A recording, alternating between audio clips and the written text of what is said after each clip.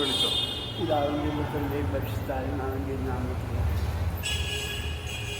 സർവദൈവപ്രകാശം നിറഞ്ഞിരിക്കുന്ന സന്ദീസ്മ സക്രമേന്ത് മുക്കേ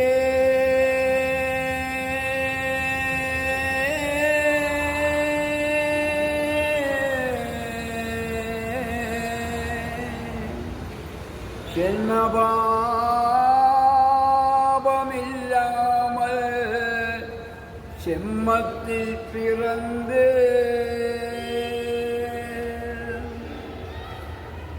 எப்போதும் பரிசுத்த கன்யாஸ்ரீயும் நமதாண்டவளுமாகிய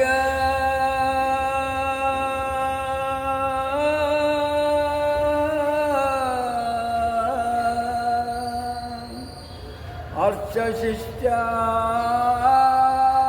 മരിയ നായകിക്കലന്തദോസ്തിരം ഉണ്ടാക കടവതേ.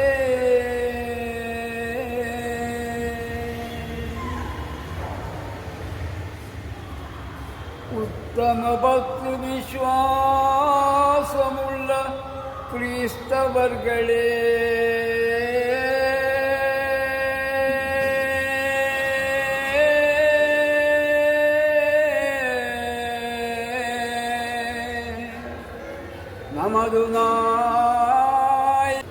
നമ്മളിപ്പോൾ ആയിരിക്കുന്ന തുമ്പോളി പള്ളിയുടെ ഉൾവശമാണ്. മാർട്ടിൻ ചേട്ടനുണ്ട്, അതേപോലെ എലിയാസ് ചേട്ടൻ ഞങ്ങളുടെ ഇടവകയിലെ ദേവാസ്തവിളിയുടെ ആശാനാണ്.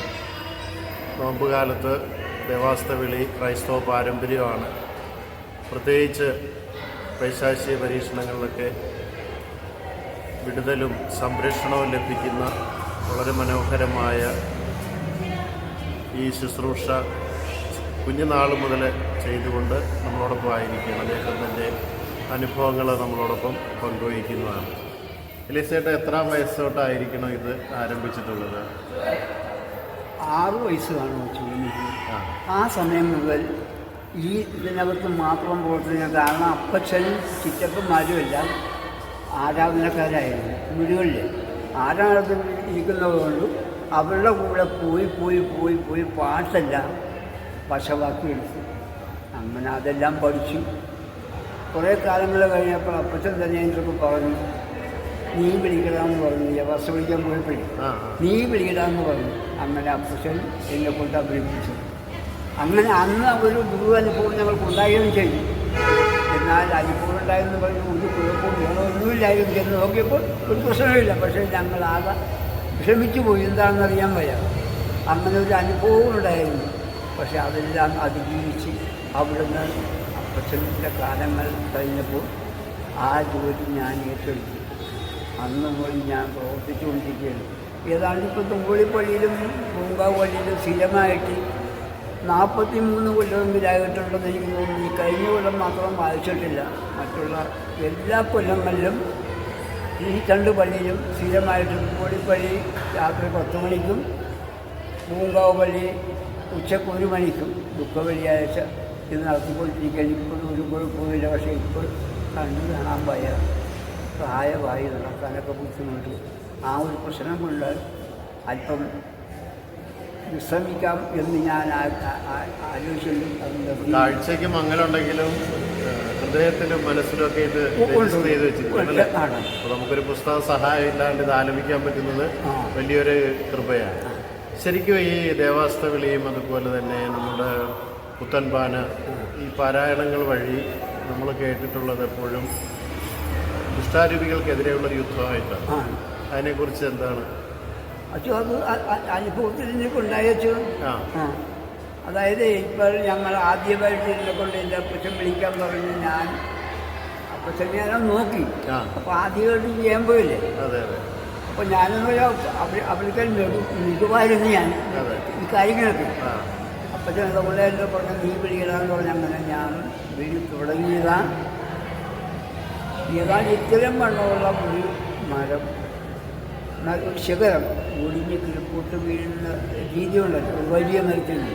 അങ്ങനെ ഫ്രണ്ടിൽ തന്നെ അങ്ങനൊരു സംഭവം ഉണ്ടായി. പക്ഷെ ഞങ്ങൾക്ക് പോകാനും വരാനും പറ്റത്തില്ലല്ലോ. ഞങ്ങളവിടെ തന്നെ അത് പൂർത്തീകരിച്ച് അവിടെ ചെന്ന് നോക്കിയപ്പോൾ അടിച്ചു തൂർത്ത് കിടന്ന മണ്ണല്ലാതെ വേറൊന്നും ഇല്ലായിരുന്നു. അങ്ങനെ ആദ്യമായിട്ട് ഇത് അനുഭവത്തുണ്ടായതാണ്. പിന്നെ ഒരിക്കലും ഉണ്ടായിരുന്നു, ഒരു കാറ്റടിച്ചു. ഒരു കാറ്റ്, അത് ഞാൻ ആശങ്കപ്പെടാം. ഞങ്ങളുടെ നടത്തിക്കൊണ്ടിരിക്കുന്ന സമയത്ത് ഒരു കാറ്റടിച്ചു. കാറ്റടിച്ചെന്ന് പറഞ്ഞാൽ കാറ്റ് മൊത്തം ഞങ്ങളെ മണ്ണ് കുത്തി കഴിയുന്ന ഒരു രീതിയായിരുന്നു. അയ്യോ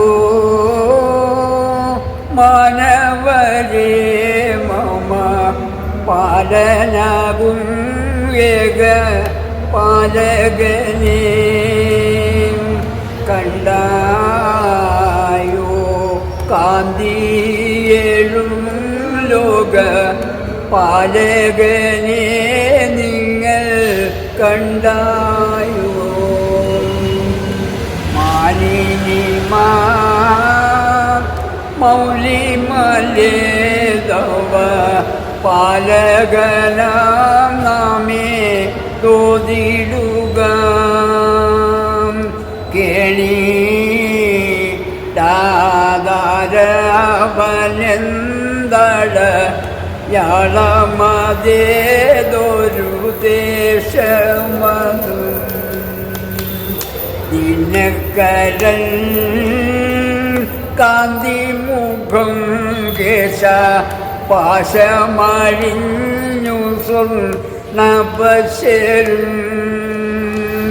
നാമം നാശ്രയേലീശോ പോയ മാർഗമേതോ കണ്ട മാർഗമേതോ. അത് 28 അടിയുള്ളൂ.